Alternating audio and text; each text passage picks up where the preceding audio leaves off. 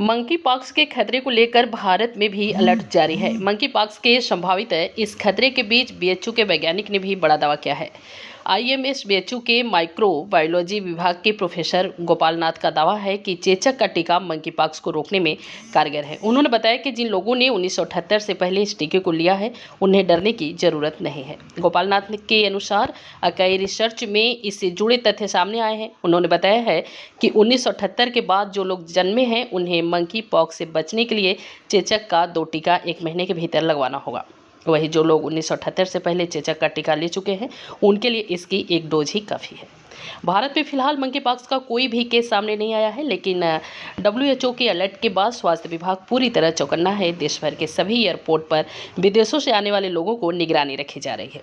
गोपाल नाथ ने बताया कि मंकी पॉक्स एक डीएनए वायरस है जिसके लक्षण कोविड जैसे ही है। हालांकि इसे लेकर फिलहाल बहुत डरने की जरूरत नहीं है। कोरोना प्रोटोकॉल का पालन करके मंकी पॉक्स को फैलने से रोका जा सकता है।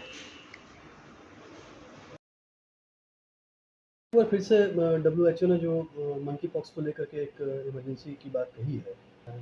दावे कैसे? कुछ नहीं, खाली जो हमारी जानकारी है उसके हिसाब से वार्निंग दी जा रही है कि ये स्प्रेड हो सकता है। और इंडिया में कुछ केसेस हुए थे, लास्ट वाला मार्च 2024 में हुआ था, उसके बाद से तो रिपोर्ट नहीं हुआ। लेकिन यह है कि अवेयरनेस अगर नहीं रहेगी और कभी एपिडेमिक प्रोपोर्शन में चला गया तो दिक्कत होगी, इसलिए डब्ल्यूएचओ उस पर नज़र रखी है। इसको क्योर करने के लिए क्या किया जा सकता है? मेडिकल साइंस में ऐसी कौन-सी दवाएँ हैं इंडिया में अवेलेबल? आम तौर पे वायरल डिजीज़ेज़ के लिए क्योर तो बहुत अच्छा किसी का नहीं है। कोई वायरल डिजीज़ पे एंटी वायरल एजेंट्स काम करते हैं, लेकिन मेजॉरिटी पे नहीं करता है।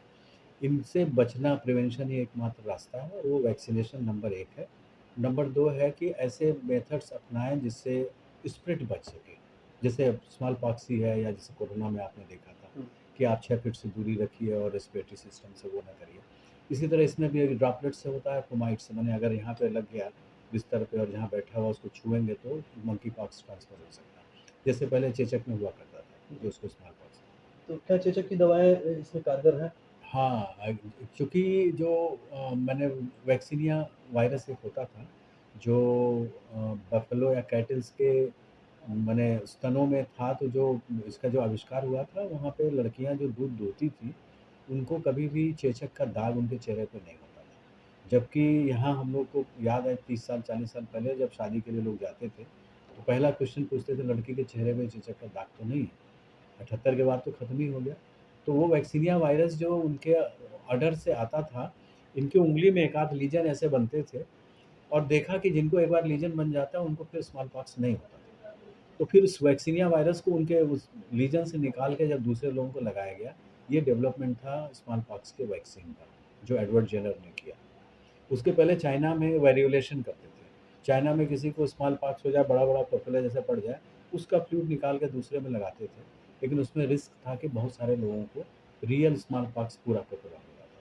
लेकिन वैक्सीनिया वाला चूँकि जानवर का था, इसलिए आदमी में स्प्रेड नहीं करता था, प्रोटेक्शन देता था। तो सामान्य भाषा के में कहा जा सकता है कि जो चेचक की दवा है हुँ। वो कारगर है इस वो मंकी पॉक्स कारगर में? है, रिकमेंडेशन ये है जो डब्ल्यूएचओ का मैं देख रहा था रिकमेंडेशन, उसमें वो कह रहे हैं कि जो ऑलरेडी वैक्सीनेटेड हैं या जो 78, 79 के बाद बंद हो गया, 80 में एरेडिकेटेड डिक्लेयर कर दिया, फिर वैक्सीनेशन बंद हो गया। तो उसके पहले के जो लोग हैं सबको लगा हुआ है, single dose life long protection देता है। वो लोग अगर ऐसा होता है तो 1 डोज़ बूस्टर का ले लें और मंकी पॉक्स के लिए एक अलग से वैक्सीन बना हुआ है, डब्ल्यूएचओ की तरफ से है अवेलेबल, वो लगा लें। लेकिन जिनका एक्सपोज़र नहीं हुआ है, माने 78 के बाद अगर जो पैदा हुआ है, उनको 2 डोज़ लेना चाहिए 1 महीने के अंदर में, तो वो प्रोटेक्शन देगा।